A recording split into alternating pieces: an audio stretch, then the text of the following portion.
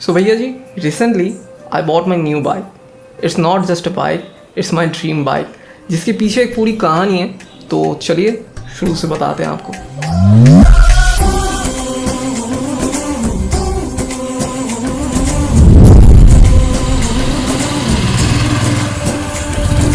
तो जो शख्स हमें एक अरसे से जानते आ रहे हैं, उनको मालूम है कि आपके भैया जी के पास है थंडरबर्ड 350X. ओके.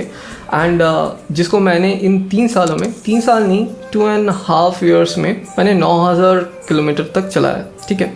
और इसको बेचने का मेरा सच बोलूँ तो कोई भी इरादा नहीं था. ये मेरे दिल के बहुत करीब है, जिस पे मैंने बहुत सारे सफ़र किए, जैसे आपको पता ही, एज यू नो.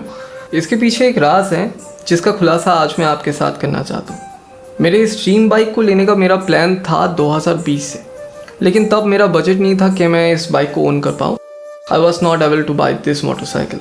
लेकिन 2021 को जब मैंने बजट बनाया अपना, तब अपना प्रोफेशनलिज्म सामने आ गया. और प्रोफेशनलिज्म को सामने रखते हुए मैंने अपने दिल पे पत्थर रखा और फिर मैंने अपने कंफर्ट को पीछे खींच लिया. फिर मैंने उसी साल अपने एडिटिंग सेटअप को बदला, अपग्रेड किया, कुछ नए इक्विपमेंट्स ऐड किए, बहुत सारे सफ़र किए जहाँ पर हमारे ज़्यादातर एक्सपेंसेस वहीं पर निकल गए थे, और बहुत सारे फालतू खर्चे भी किए थे, जिसके बारे में हम फिर किसी दिन बात करेंगे. और ऐसा नहीं है कि 2022 को आने के बाद मेरा बजट बहुत सही हो गया था, ऐसा कुछ भी नहीं है, बिल्कुल भी नहीं है. क्योंकि क्या है ना कि मैंने कई बार ऐसा सुना है कि इंसान कभी कभार खुद के लिमिट को पुश करता है, और मेरे केस पे भी ऐसा ही हुआ है. तो कहानी ऐसे शुरू हुई कि इस साल के एंड पे हम दोस्तों ने प्लान बनाया कि नॉर्थ सिक्किम चलेंगे गुरुदुंगमा लेक के लिए, जिसकी वजह से मुझे अपनी पुरानी बाइक थंडरबर्ड 350X पे कुछ मॉडिफिकेशन करवाना पड़ता, अपग्रेडेशन करना पड़ता. जैसे मुझे ऑफ रोड टायर्स डलवाने पड़ते, और जो मेरे बाइक के पेपर्स हैं, कागजात हैं, वो मेरी माँ के नाम से थे, जिसकी वजह से मुझे RT ऑफिस के चक्कर काटने पड़ते उसको ओनरशिप को चेंज करने के लिए. फिर ब्रोकर को पैसे दो, नहीं तो बहुत सारी दिक्कत होती है. तो ये जो सारे मसले थे मुझे उस वक्त चाहिए नहीं था. तो मैंने सोचा कि this is the right time to buy my dream bike. फिर हम गए हमारे नज़दीकी रॉयल एनफील्ड शोरूम पे. फिर हमने उनको बताया कि हमको कौन सी बाइक चाहिए. फिर उन्होंने हमें सारी फॉर्मेलिटीज़ बताई कि क्या करना है क्या नहीं.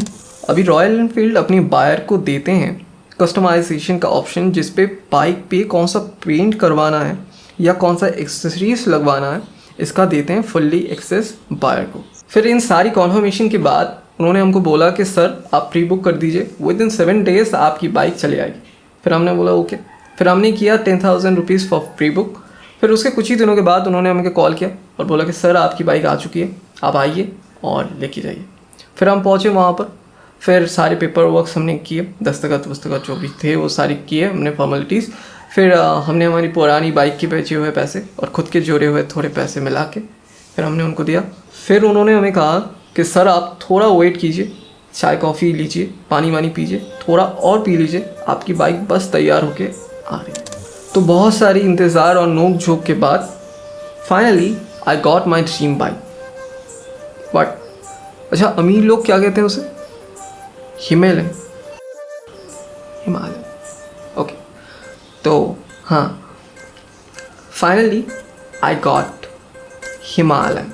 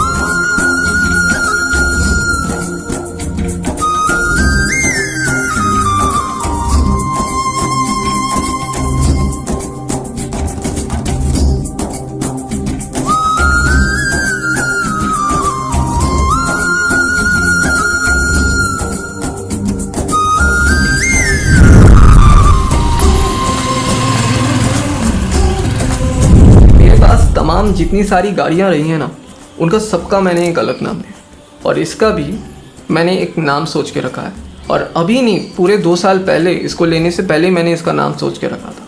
नाउ आई कॉल इट बादल। अब 90s के समय पे जो पुराने फिल्म में मैंने ऐसे सुना था, जो घोड़े होते हैं ना, उनका नाम होता था बादल।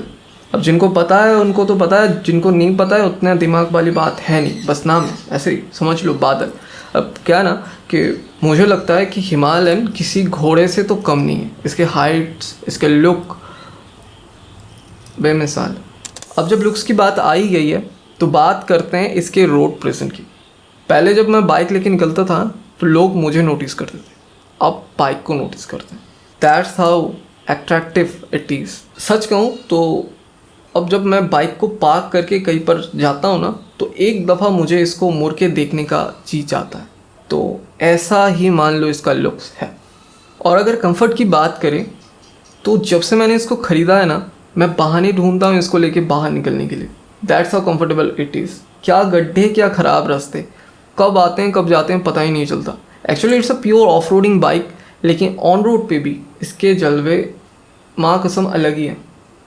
आखिर में बस यही कहना चाहेंगे कि भैया जी सपने ज़रूर देखें, कि सपने देखेंगे तभी उनको पूरा करने का हिम्मत या जो भी है वो आपको मिलेगा। ठीक है, और बस आज की कहानी यही तक रखते हैं। ठीक है, मिलते हैं बहुत जल्दी एक नए सफ़र के साथ। हो सकता है बादल के साथ ऑब्वियसली, और नहीं भी हो सकता है, देखते हैं क्या होता है, आपको ज़रूर बताते रहेंगे जो भी हो। और एक बात, छोटी सी बात है कि हम आजकल इंस्टाग्राम में थोड़ा ज़्यादा एक्टिव हो चुके हैं। पहले नहीं थे, अभी थोड़ा होने की कोशिश कर रहे हैं, मतलब कंसिस्टेंसी पोस्ट डालने की कोशिश कर रहे हैं। तो वो अगर आपको देखना है तो उसके लिए हमको फॉलो कर लीजिए इंस्टाग्राम में, क्योंकि उसके जलवे आपको यहाँ नहीं मिलेंगे। ठीक है,